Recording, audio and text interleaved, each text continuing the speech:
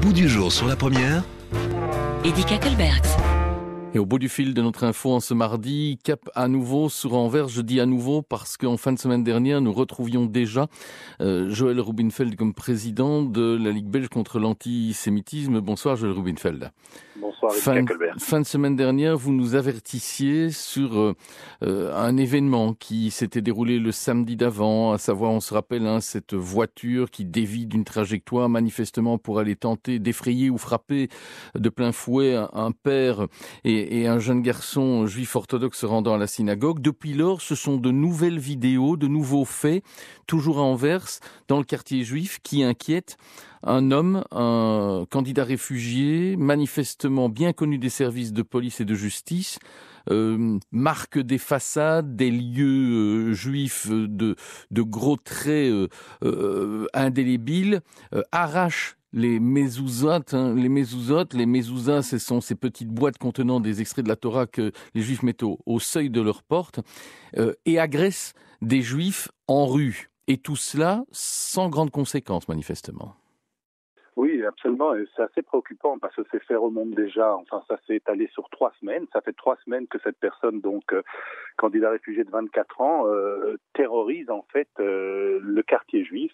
Il se balade dans le quartier juif. Toutes ces images ont été prises en fait par des caméras de vidéosurveillance.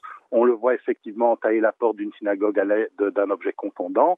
On le voit arracher. Il a arraché une vingtaine de mezuzot sur ces 3 semaines. On le voit également passer à côté d'un juif religieux et il lui fait tomber son chapeau. Et cette image, je voudrais m'arrêter là-dessus. C'est l'image qui m'a le plus choqué parce que ça m'a directement, lorsqu'on voit ça, ça renvoie à d'autres images, des images dans les fins des années 30 où vous aviez les SA et les SS qui humiliaient les juifs religieux dans la rue, qui les décoiffaient ou qui les faisaient changer de trottoir. Eh bien, on se trouve, si vous voulez, dans cette même logique, la haine à l'état pur, l'antisémitisme à l'état pur. On l'a vu aussi. C'est un Coran sur le pas de la porte d'une synagogue à Anvers, scander des slogans pro-palestiniens. Et c'est très préoccupant parce que tous les voyants rouges s'allument. On a ici, vous voulez, le profil type d'un candidat djihadiste et qui est en liberté. Il a été arrêté plusieurs fois par la police et il est immédiatement relâché. Alors, il y a une évolution. Aujourd'hui, le bourgmestre d'Anvers, Bart de Wever, a prononcé une mesure d'éloignement à l'égard de cette personne. Il n'empêche que cette personne est toujours en liberté et s'il revient dans le quartier juif à Anvers, il devrait normalement être arrêté, mais j'espère qu'il sera arrêté avant qu'il ne commette l'irréparable parce qu'on sent un potentiel de haine et de dangerosité de la part de cette personne extrêmement préoccupant. Oui, les forces de police qui l'ont interpellé à plusieurs reprises et qui l'ont auditionné témoignent manifestement en ce sens. Il y a un potentiel de haine et pourtant il est en liberté. Comment expliquer cela ? C'est un être manifestement déterminé, beaucoup de caméras de surveillance et vous le dites, des militaires aussi présents dans le quartier juif à Anvers, un service de sécurité communautaire, et ça n'empêche manifestement pas l'homme de revenir. Est-ce qu'une mesure d'interdiction de s'approcher de ce quartier va être utile ?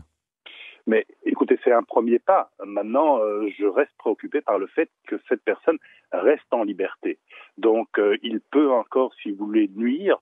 Donc, il y a quelque chose de préoccupant là-dedans. Et globalement, ça, si vous voulez, ça définit un peu ce climat d'impunité. Il y a trop d'impunité dans notre pays quant aux personnes qui commettent des actes antisémites et qui savent qu'ils s'en tirent à bon compte, éventuellement une arrestation, procès-verbal et relâché dans la foulée. Donc, il faut, je pense, et c'est ça l'essentiel, il faut faire changer la peur de camp.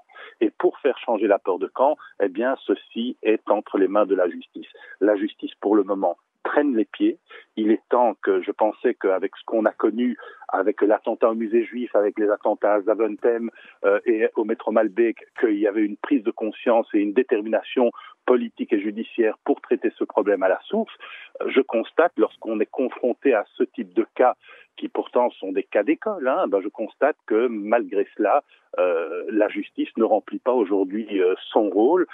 C'est très préoccupant et j'en appelle aux autorités politiques, aux autorités communales, aux autorités fédérales aussi, de prendre ce problème à bras le corps avant qu'il n'y ait de nouveau un drame qui se produise dans les rues d'Anvers, de Bruxelles ou ailleurs en Belgique. Oui, Joël Rubinfeld, une dernière rapide question, mais est-ce que le fait que l'un candidat réfugié manifestement animé d'une forte haine antisémite s'en prenne éventuellement physiquement à des juifs, est-ce que cela pourrait servir quelqu'un ?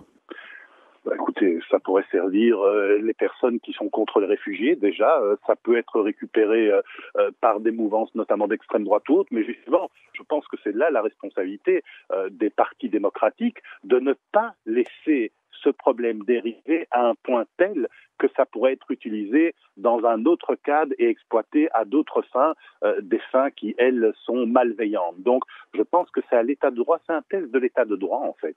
Et c'est à l'état de droit de réagir à cette problématique, à ce cas bien précis, avant qu'il ne puisse éventuellement commettre l'irréparable. Je suis très préoccupé, j'invite vos auditeurs à aller sur Internet pour regarder ces images. Ces images sont très parlantes. Le délit est là, la haine est là, on la voit, elle est filmée.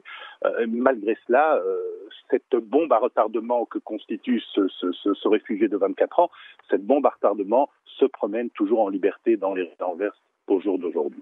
Merci de ces précisions, Joël Rubinfeld. Nous resterons attentifs, bien entendu, aux réponses, effectivement, que la justice et la politique apporteront à ces questions.